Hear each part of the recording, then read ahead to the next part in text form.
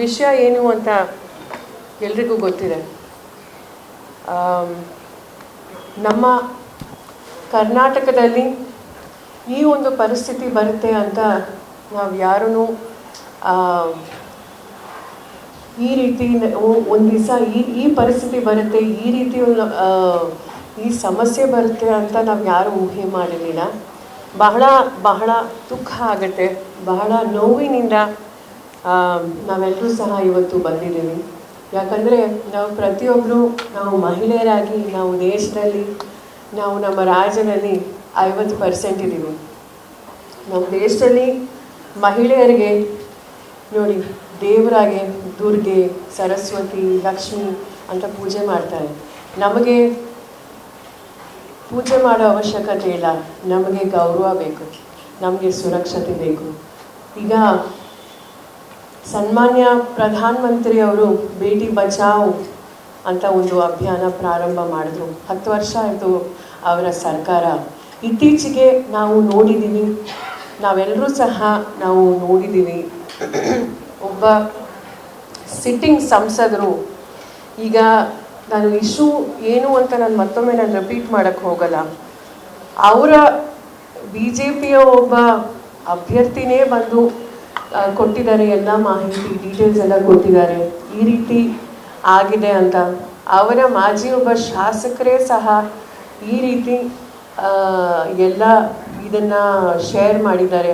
ಅವರಿಗೂ ಸಹ BJPಯ ಎಲ್ಲ ಹಿರಿಯರಿಗೂ ಮತ್ತು ವಿಶೇಷವಾಗಿ ಅಮಿತ್ ಶಾ ಅವರಿಗೆ ಮತ್ತು ಮೋದಿ ಸರ್ ಅವರಿಗೂ ಸಹ ಇದ್ರ ಬಗ್ಗೆ ಮತ್ತು ವಿಜೇಂದ್ರ ಅವರಿಗೂ ಸಹ ಈ ಮಾಹಿತಿ ಎಲ್ಲ ಇತ್ತು.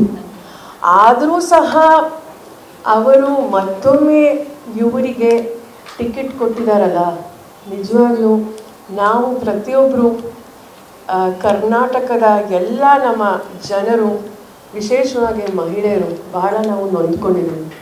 ಯಾಕಂದರೆ ಈಗ ನಾವು ಏನು ಪ್ರಶ್ನೆ ಮಾಡಬೇಕು ಅಂತಿದ್ದೀವಿ ಅಂದರೆ, ಭಾರತೀಯ ಜನತಾ ಪಾರ್ಟಿ ಇಡೀ ದೇಶದಲ್ಲಿ ಏನೇನಾಗ್ತಿದೆ ಅಂತ ನಾವು ನೋಡ್ಕೊಂಡು ಬರ್ತಾ ಇದ್ದೀವಿ. ಈಗ ತಾನೇ ಮೇಡಮ್ ಅವರು ಮಾತಾಡಿದ್ದಾರೆ, ನಾನು ರಿಪೀಟ್ ಮಾಡೋಕ್ಕೆ ಹೋಗಲ್ಲ. ನಾರಿ ಶಕ್ತಿ ಅಂತ ಹೇಳ್ತಾರೆ, ಮಹಿಳಾ ಸಮ್ಮಾನ್ ಅಂತ ಹೇಳ್ತಾರೆ, ಬೇಟಿ ಬಚಾವ್ ಅಂತ ಹೇಳ್ತಾರೆ. ನಮ್ಮ BNU ಡಿಸೈನ್ನಲ್ಲಿ ನಿಮ್ಮ ಮನೆಯನ್ನ ಸುಂದರವಾಗಿ ಕಾಣುವಂತೆ ಹಾಗೂ ಅಡುಗೆ ಮನೆಯನ್ನ ಹೊಸ ಡಿಸೈನ್ಗಳೊಂದಿಗೆ ಆಕರ್ಷಕವಾಗಿ ಕಾಣುವಂತೆ ಮಾಡಲಾಗುವುದು. ಹೊಸ ಜೀವನ ಶೈಲಿಯಲ್ಲಿ BNU ಡಿಸೈನ್ನಿಂದ ನಿಮ್ಮ ಮನೆಯನ್ನ ಸುಂದರಗೊಳಿಸಲು ಹಿಂದೆ ಸಂಪರ್ಕಿಸಿ 7789949494, ಬೊಮ್ಮಸಂದ್ರ ಸರ್ಕಲ್, ವರ್ತೂರ್ ರೋಡ್, ಸರ್ಜಾಪುರ ಹೋಬಳಿ, ಆನೇಕಲ್ ತಾಲೂಕು, ಬೆಂಗಳೂರು. ಈ ಸಾವಿರಾರು ಜನ ಮಹಿಳೆಯರು, ಸಾವಿರಾರು ಜನ ಕನ್ನಡಿಗರು, ಕನ್ನಡತಿಯರು ನಮ್ಮ ಕರ್ನಾಟಕದ, ನಮ್ಮ ದೇಶದ ಹೆಣ್ಮಕ್ಳಲ್ವಾ.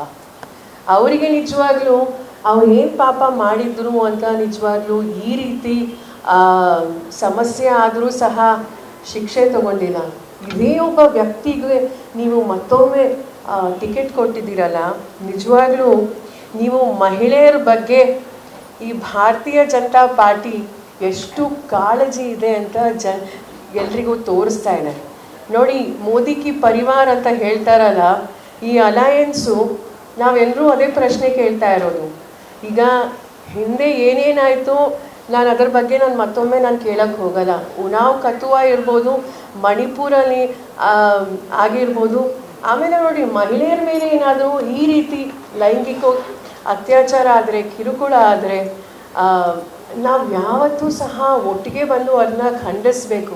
ನೋಡಿ, ನಮ್ಮ ದೇಶದಲ್ಲೂ ನಿರ್ಭಯ ಏನಾಯಿತು ಅಂತ ನಾವು ನೋಡಿದ್ವಿ. ಆಗ ನಾವು ಮುಖ್ಯಮಂತ್ರಿ ಆಗಿದ್ದು ಅಂದರೆ ನಮ್ಮ ಶೀಲಾ ದೀಕ್ಷಿತ್ ಮೇಡಮ್ ಅವರು.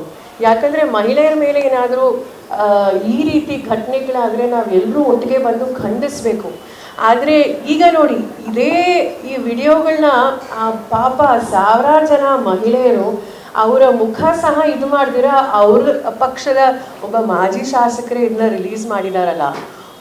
ಈ ಮಹಿಳೆಯರು ನಿಜವಾಗ್ಲೂ ಅವ್ರಿಗೆ ಒಬ್ಬ ಮಹಿಳೆ ಆತ್ಮಹತ್ಯೆ ಮಾಡೋಕ್ಕೆ ಹೋಗಿದ್ದಾಳೆ. ನಿಜವಾಗ್ಲೂ ದಯವಿಟ್ಟು ಈ ರೀತಿ ರಾಜಕೀಯ ಮಾಡೋಕ್ಕೆ ಹೋಗಬಾರ್ದು. ವಿಶೇಷವಾಗಿ ನಾನು ಎಲ್ಲ ಭಾರತೀಯ ಜನತಾ ಪಾರ್ಟಿಯ ಎಲ್ಲ ಮುಖಂಡರಿರ್ಬೋದು ಆಮೇಲೆ ಯಾರ್ಯಾರು ವೋಟು ಹಾಕಬೇಕು ಅಂತಿದಾರಲ್ಲ, ಅವರಿಗೆ ನಾನು ಏನು ಕೇಳಬೇಕು ಅಂತಿದ್ದೀನಿ ಅಂದರೆ, ಈ ಮಹಿಳೆಯರೆಲ್ಲ ನಿಜವಾಗ್ಲೂ ಒಬ್ಬರಲ್ಲ ಇಬ್ಬರಲ್ಲ ಸಾವಿರಾರು ಜನ ಮಹಿಳೆಯರು, ನಿಜವಾಗ್ಲೂ ಬಹಳ ದುಃಖ ಆಗುತ್ತೆ.